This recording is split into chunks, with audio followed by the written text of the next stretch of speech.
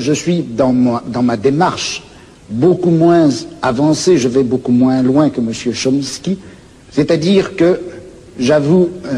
n'être pas capable de définir, il n'y a plus forte raison de proposer un modèle de fonctionnement social idéal pour notre société scientifique ou technologique. En revanche, une des tâches qui me paraît urgente, immédiate, avant même toute autre chose, c'est celle-ci.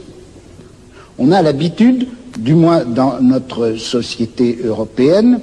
de considérer que le pouvoir, il est localisé entre les mains du gouvernement et il s'exerce par un certain nombre d'institutions bien particulières qui sont l'administration,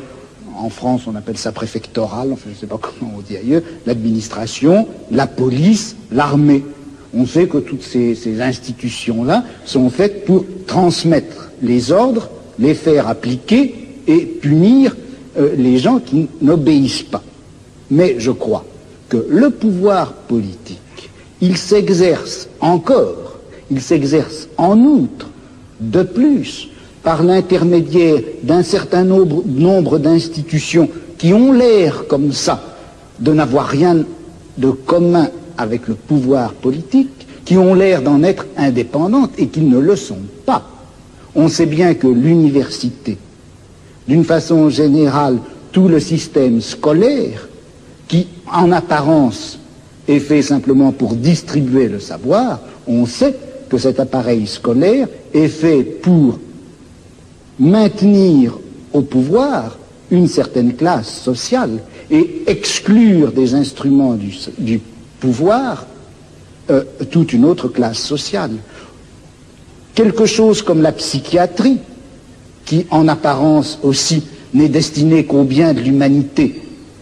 et à la connaissance des psychiatres, la psychiatrie est encore une certaine manière de faire peser un pouvoir politique sur un groupe social. La justice également. Bon, et il me semble que la tâche politique actuelle dans une société comme la nôtre, c'est de critiquer le jeu des institutions apparemment les plus neutres et les plus indépendantes, de les critiquer, de l'attaquer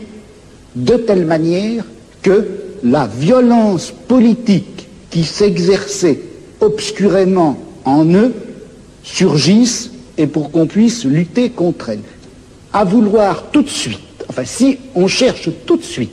à donner le profil et la formule de la société future, sans avoir bien fait la critique de tous les rapports de violence politique qui s'exercent dans notre société, on risque de les laisser se reconstituer, même à travers des formes aussi nobles, apparemment aussi pures que celles du syndicalisme anarchiste.